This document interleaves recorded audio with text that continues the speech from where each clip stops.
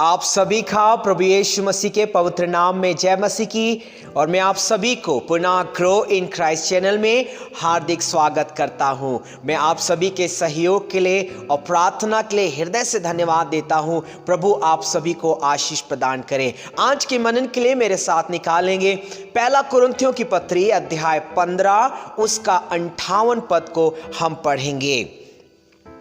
इसलिए हे मेरे प्रिय भाइयों, दृढ़ और अटल रहो और प्रभु के काम में सर्वदा बढ़ते जाओ, क्योंकि यह जानते हो कि तुम्हारा परिश्रम प्रभु में व्यर्थ नहीं है। Hallelujah.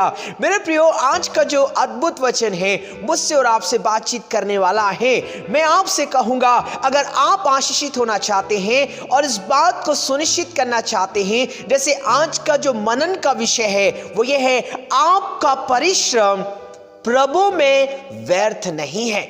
I repeat it again, आपका परिश्रम प्रभु में व्यर्थ नहीं है। कब? इस पर आज हम चर्चा करने वाले हैं। हालेलुया। तो जब आप प्रभु के वचन पर बने रहेंगे, धीरे धीरे बातों को सीखेंगे और मैं भी प्रयास करूंगा परमेश्वर के अभिषेक में होकर कि परमेश्वर के वचन को आप तक मैं पहुंचा सकूं जो परमेश्वर ने मुझको दिया है। वचन पर लिखा है कि आपका परिश्रम प्रभु में व्यर्थ नहीं है। आप जो भी मसीहत के लिए या प्रभु के कार्य के लिए जो भी करते हैं वो कुछ भी व्यर्थ नहीं होगा। पर प्रश्न का उत्तर ये कहना चाहता है, कब? आज हम चर्चा करने वाले हैं कब। तो पहली बात लिखा है, इसलिए हे मेरे प्रिय भाइयों, दृढ़ और अटल रहो। पहली बात, विश्वास में दृढ़ रहे। अगर आप चाहते हैं कि आपका परिश्रम प्रभु में व्यर्थ ना हो या जो आप कर रहे हैं प्रभु की बरकत आपके जीवन पर बना रहे, तो विश्वास में दृढ़ रहे। जो वचन पर लिखा है कि हे मेरे प्रिय भाइयों, it doesn't mean that it's talking about only brothers. ये केवल भाइयों के बारे पर नहीं कह रहा है। When you read in English Bible, you find that वहां पे लिखा है कि dear brothers and sisters, प्रिय भाइयों और बहनों। तो प्रभु का वचन आप सीख रहे हैं, आप भाई हो सकते हैं, आप बहन हो सकते हैं, ये वचन आपके लिए है। पहली बात हम सीख रहे हैं, विश्वास में दृढ़ रहे। प्रभु की यह इच्छा है प्रियो कि परमेश्वर चाहता है कि आप और मैं अपने विश्वास में दृढ़ रहें। मुश्किलें आएंगी, तकलीफ आएंगे, अपमान आएंगे, वो विरोध होगा, लोग हमारे विरुद्ध में षड्यंत्र रचेंगे, हमारे विश्वास को तोड़ना चाहेंगे, हमें हिलाकर डुबाकर मारना चाहेंगे। हो सकता है परिस्थितियां बद से बदतर हो सकती है। उन सारे परिस्थितियों में मुझको और आपको अपने विश्वास में दृढ़ रहना है। बाइबल उदाहरणों से भरा हुआ है। लोगों ने अपने विश्वास के लिए न केवल अपनी जान तक दे दी, परंतु अपना सब कुछ निछावर कर दिया। और हम देखते हैं वे लोग प्रभु की आशीष को प्राप्त किए।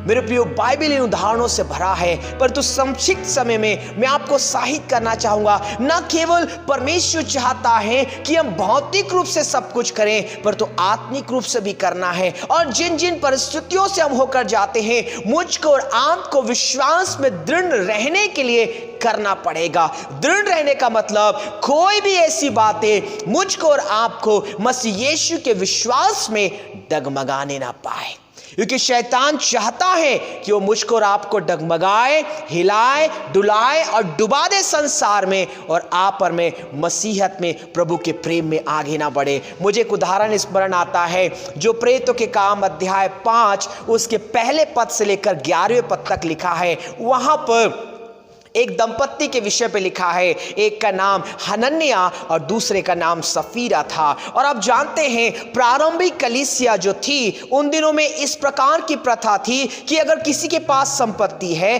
किसी के पास कोई जमीन है, किसी के पास अगर पैसा है, तो प्रभु के राज्य की बढ़ोतरी के लिए वे लोग अपना पैसा, वो लोग अपनी संपत्ति या अपनी चीजें और अपनी वस्तुओं को प्रेरितों के चरणों में लाकर रख देते थे। और इसलिए रखते थे ताकि कलीसिया की उन्नति के लिए, लोगों की जरूरतों के लिए अपने हिसाब से जिन्हें जो जरूरत होता था वो व्यक्ति ले लेते थे। और उन दिनों की बात है, हनन्याह और सफीरा के पास कुछ जमीन थी। उन्होंने उस जमीन को बेचा और बेचने के बाद उन्हें कुछ पैसे प्राप्त हुए, और उस पैसे या जो रुपया उनके पास था, उन्हें चाहिए था कि लाकर सब कुछ प्रेरित के चरणों पर रख दे, उन दिनों की प्रथा के अनुसार। पर दोनों पति पत्नी ने चर्चा की और उन्होंने मन पर सोचा होगा, हमारा भविष्य आगे है, हमारे बच्चों की पढ़ाई है, हमारे बच्चों का पालन पोषण है, हमको भी घर बनाना है, हमको भी ये करना है, और कुछ चर्चाएं जो बाइबल पर लिखी नहीं है, वह व्यक्तिगत रूप से मैं ऐसा विचार करता हूं, बहुत सी योजना बनाई होगी और सोचा होगा अगर सब कुछ जाकर रख देंगे तो हमारे पास क्या बचेगा। तो उन्होंने कुछ उसमें से रख लिया, और रखने के बाद उसमें से एक बड़ा हिस्सा, देखिए थोड़ा सा रखा पर एक बड़ा हिस्सा प्रेरित के चरणों के पास रखने के लिए आ गए। और रखने के बाद पतरस ने पूछा भी, क्या इतने में ही बिका?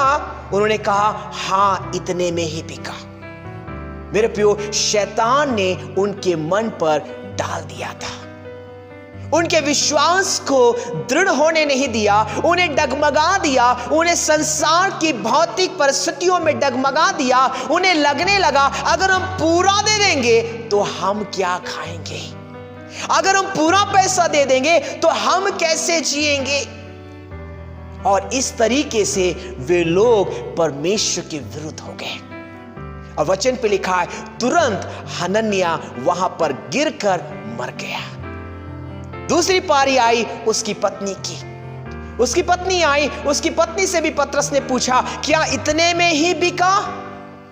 उसकी पत्नी ने भी कहा, हां इतने में ही बिका। उसने बोला, तूने क्यों ऐसा किया, तूने क्यों झूठ बोला, तेरा पति अभी मरा है। और ऐसा बोला, थोड़ी देर में वो भी गिर गई और वो मर गई। मेरे प्रियो, जब इस घटना को मैं स्मरण करता हूं, पढ़ता हूं, तो मुझे ये बात समझ आती है, वो अगर साफ साफ कह देते कि प्रभु के दास हमने थोड़ा रख लिया है और इतना हम देना चाहते हैं, वो बच जाते। वो झूठ नहीं बोलना पड़ता, पर वो झूठ बोलकर पैसा बचा रहे थे। झूठ बोलकर परमेश्वर के उस विश्वास को जिससे वो जी रहे थे, उसको उन्होंने तोड़ दिया। विश्वास में दृढ़ नहीं हो पाए। मेरे प्रियो, कई बार आप और मैं वो सब कुछ जानते हैं, अच्छा करना चाहते हैं, पर कई बार अपने विश्वास में दृढ़ नहीं होते, और जो प्रभु का है और जो प्रभु के लिए होना चाहिए, उसमें हम लोग क्या करते हैं, अपने विश्वास को डगमगा देते हैं। बहुत से लोग अपना दशवांश नहीं देते, बहुत से लोग प्रभु के राज्य के लिए नहीं करते। बहुत से लोग, जब आप प्रारंभिक कलीसिया देखेंगे तो दशवांश से बढ़कर कहता है। और ऐसी बहुत सी बातें हैं, ना केवल मैं पैसे के विषय में कर रहा हूं, पर तो बहुत सी ऐसी बातें हैं जो मुझको और आपको हमारे विश्वास में दृढ़ बने रहने के लिए प्रभु के राज्य के लिए करना है। मैं देखता हूं प्रियो, इनका विश्वास दृढ़ नहीं हो पाया, इसलिए डगमगा गए, और शैतान के ट्रैप में आने के कारण इन्होंने अपनी जान को गंवा दिया। मेरे प्रियो, प्रभु ये नहीं चाहता। प्रभु चाहता है कि आप और मैं अपने विश्वास में दृढ़ रहें। होने दे कि परमेश्वर का आत्मा मेरी और आपकी सहायता करने पाए कि आप और मैं विश्वास में दृढ़ रहें। परिस्थितियां जितनी भी बदतर हो, मिले तो प्रेज द लॉर्ड, ना मिले तो भी प्रेज द लॉर्ड, पर अपने विश्वास से ना डगमगाए। परमेश्वर मेरी और आपकी सहायता करने पाए। दूसरी बात हम सीखने वाले हैं, लिखा है, हे मेरे प्रिय भाइयों, दृढ़ और अटल रहो। हालेलुया। दूसरी बात है, विश्वास में अटल रहो। दृढ़ होना मतलब स्टैंड फर्म, मतलब जैसे हैं वैसी रहो, विश्वास में दृढ़ रहो। दूसरी बात हम सीख रहे हैं, अटल रहो। अटल रहने का मतलब है लेट नथिंग मूव यू, मतलब कोई भी चीज आपको हटा नहीं सकती। आपका जो विश्वास है वो विश्वास दृढ़ रहेगा। परिस्थितियां आपके विपरीत हो सकती हैं, लोग आपके विपरीत हो सकते हैं, लोग आपके विरुद्ध में सब कुछ कर सकते हैं, फिर होने दे, आपका विश्वास जैसा है वैसा ही रहेगा। Hallelujah, hallelujah. कई बार मैं और आप सोचते हैं क्या इधर भी चलेगा उधर भी चलेगा। नहीं प्रियो, परमेश्वर चाहता है मेरा और आपका विश्वास अटल रहने पाए। मतलब जो टलता नहीं है। अटल मतलब जो टलेगा नहीं, हटेगा नहीं, विश्वास दृढ़ रहेगा। जब इस बात को मैं कहता हूं तो मुझे स्मरण आता है दानियेल की पुस्तक अध्याय 3 उसके 11वें पद पे लिखा है, और जो कोई गिरकर दंडवत ना करे वह धधकते हुए भट्टे के बीच में डाल दिया जाएगा। हालेलुया। ये बाइबल पर दानियेल की पुस्तक पे लिखा है। नबूकदनेस्सर राजा ने सोने की एक मूरत बनाई। उसने कहा जब वीणा बजे, सारंगी बजे और सारे वाद्य यंत्र बजे, हर एक व्यक्ति जो मेरे राज्य में रहता है उसे दंडवत करना पड़ेगा। चाहे वो किसी ईश्वर को मानता हो, चाहे वो किसी परमेश्वर को मानता हो, उसको चाहिए कि मेरी आज्ञा तुमको मानना पड़ेगा। पर यहां पर 3 ऐसे लोग थे, वचन पे लिखा है, सद्रक, मेशक और ओबेदनगो। ये 3 परमेश्वर के ऐसे जन थे जिन्हें यह बात पता चली कि राजा ने ऐसी आज्ञा निकाली है कि जो उस सोने की मूरत के नजदीक या उसके सामने दंडवत नहीं करेगा, उसे उठाकर आग की भट्टी पर डाल दिया जाएगा। Hallelujah, hallelujah. उनको चाहिए था कि आप अपने परमेश्वर को भूल जाएं, आप अपने ईश्वर को भूल जाएं और जो राजा कह रहा है उसको माने, और जो नहीं मानेगा उसका सजा ये होगा, उसको उठाकर आग की भट्टी पे डाल दिया जाएगा। मेरे प्रियो, आग की भट्टी का मतलब यह है, आप सोचिए कितना भयंकर सजा था। एक छोटा सा आग की चिंगारी हमारे शरीर में पड़ जाती है, हम जल जाते हैं, हम कई दिन तक उस दर्द में रहते हैं। पर उनकी सजा थी, जो राजा की बात नहीं मानेगा उसे आग की भट्टी पर डाल दिया जाएगा। और राजा को यह बात पता चली कि मेरे राज्य में 3 ऐसे लोग हैं जो लोग गड़बड़ कर रहे हैं। राजा ने उनको बुलाया, उनको कहा आप मेरी बात मानिए जैसा मैं कहता हूं, अगर आप नहीं मानेंगे तो मैं आग की भट्टी में आपको डाल दूंगा।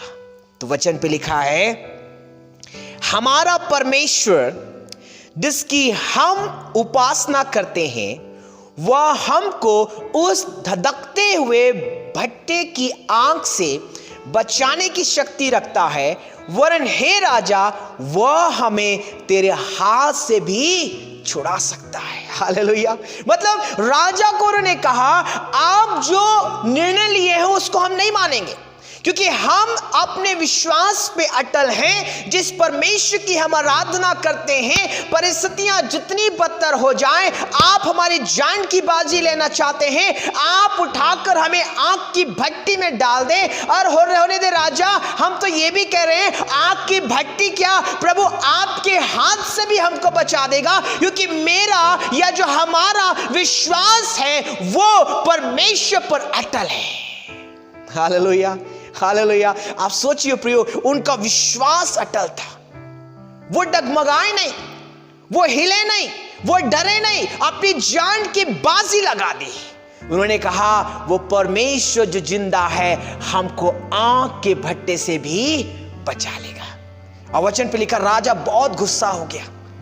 गुस्सा होने के बाद उन्होंने लोगों से कहा, जो उसके कर्मचारी थे, आग की भट्टी को 7 गुना धधका दो।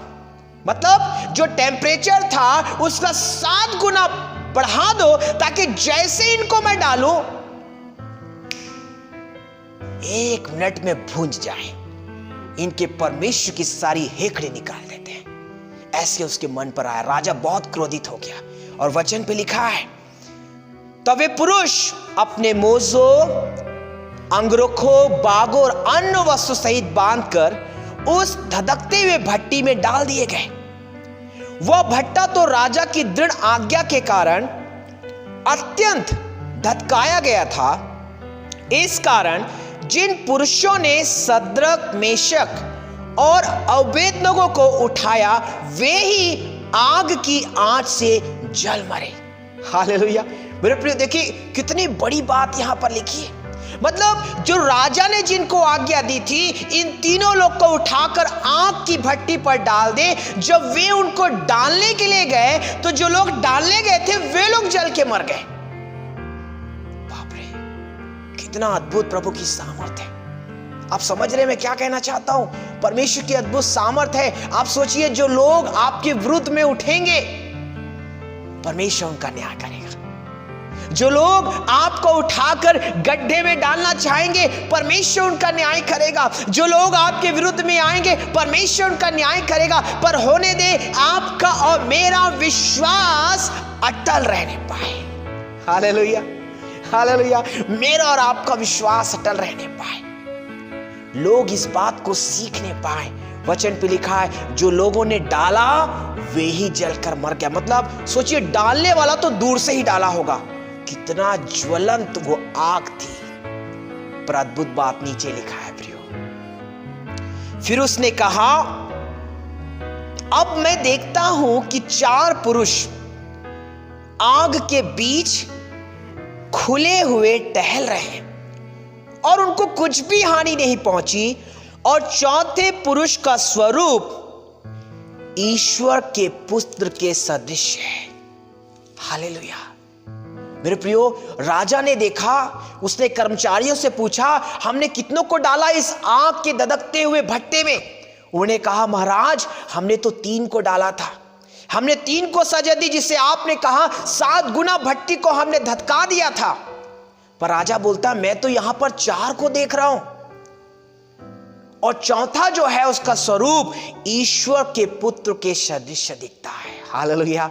उस त्रिएक परमेश्वर, पिता, पुत्र और पवित्र आत्मा, हालेलुया, प्रभु यीशु मसीह की उपस्थिति वहां पे थी, परमेश्वर पिता की उपस्थिति वहां पर थी। मेरे प्रिय, इस बात को स्मरण रखें, जब आप और मैं विश्वास में अटल रहेंगे, हालेलुया, परिस्थितियां कितनी भी बदतर होगी, लोग हमारे विरुद्ध में कितना भी षड्यंत्र करेंगे, लोग हमसे सब कुछ छीन लेंगे, पर स्मरण करें, वो परमेश्वर जो मेरे और आपके साथ रहता है, वो परमेश्वर जो सद्रक, मेशक, अबेदनगो के साथ आग की भट्टी में था, वो परमेश्वर right now he is with us. Hallelujah, hallelujah.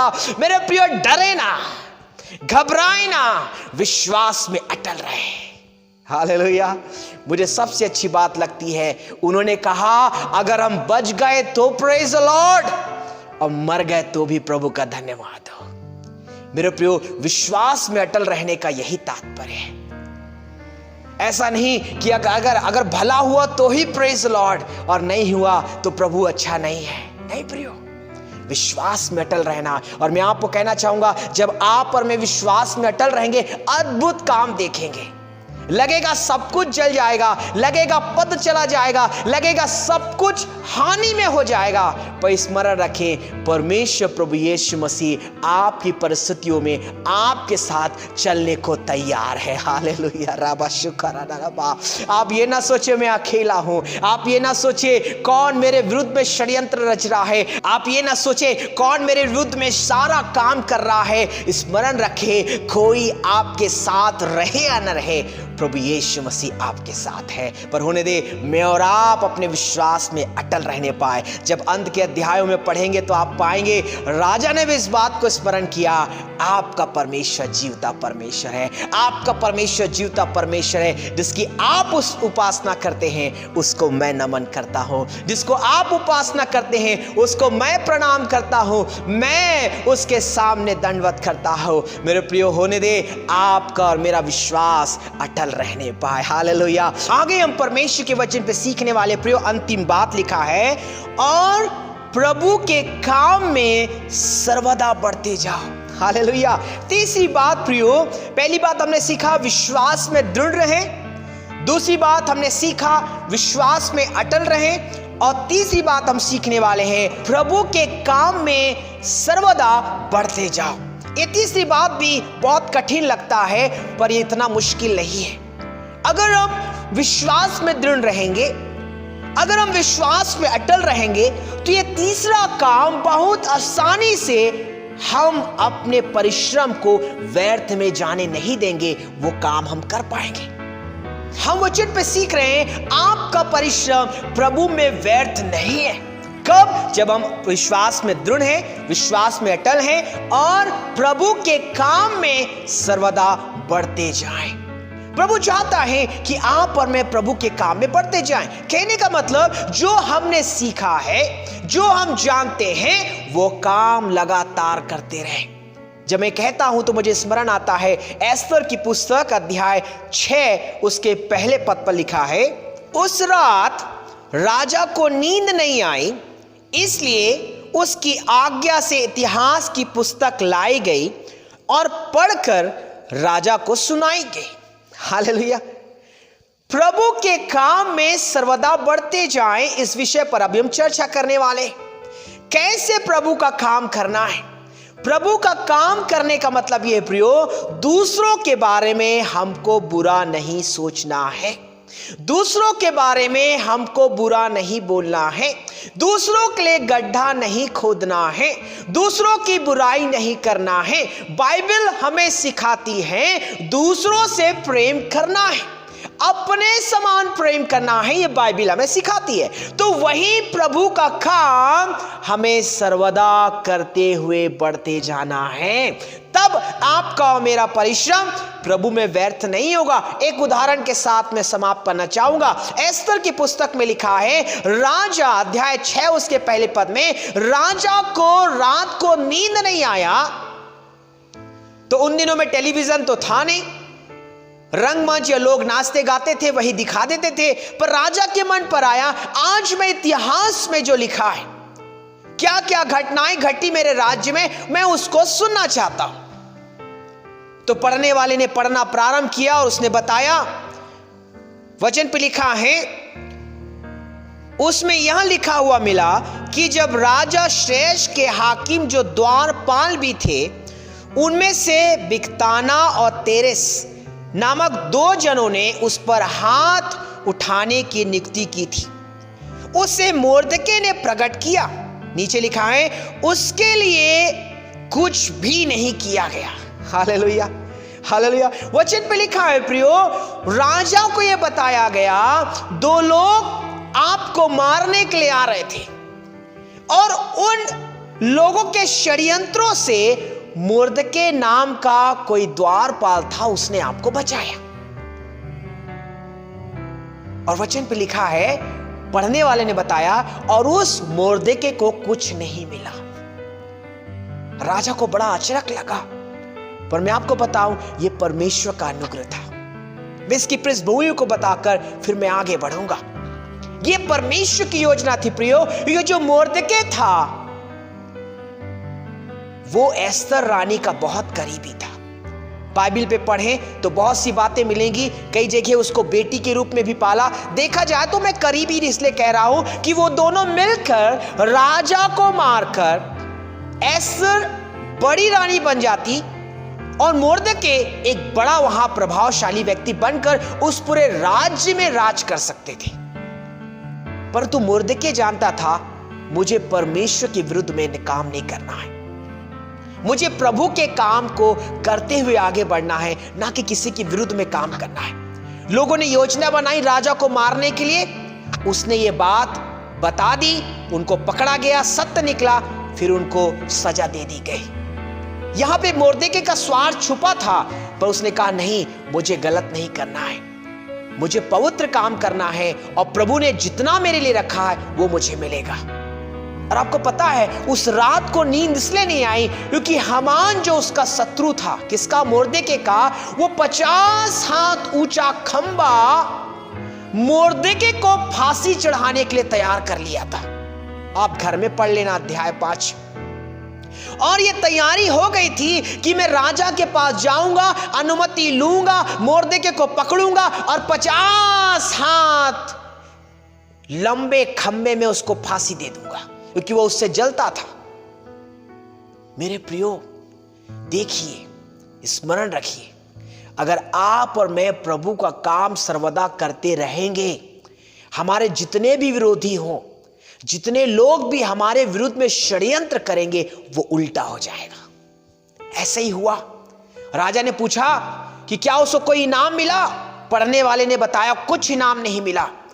बोले बुलाओ कौन है? उस बुलाया गया तो हामान निकला और हामान से पूछा गया, उसने बोला है, वो सोचा वो मेरे बारे में कर रहा, उसने बहुत सी बातें हैं, बहुत समय हो जाएगा, मैं इसको शॉर्ट कर रहा हूँ। हामान ने सोचा मेरे बारे में सोच रहा है राजा, मेरे को सम्मान करने के लिए उसने बड़ी बड़ी बातें की, पर वो सब सम्मान मोर्देको को मिला। और बाद में राजा को पता चला कि हामान मोर्देको को मारने के लिए 50 हाथ लंबा खंबा उसने फांसी लगाने के लिए तैयार किया है।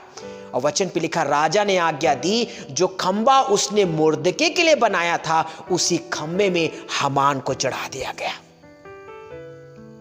Hallelujah, hallelujah. मेरे ऊपर स्मरण रखें, प्रभु के काम में सर्वदा बढ़ते जाएं।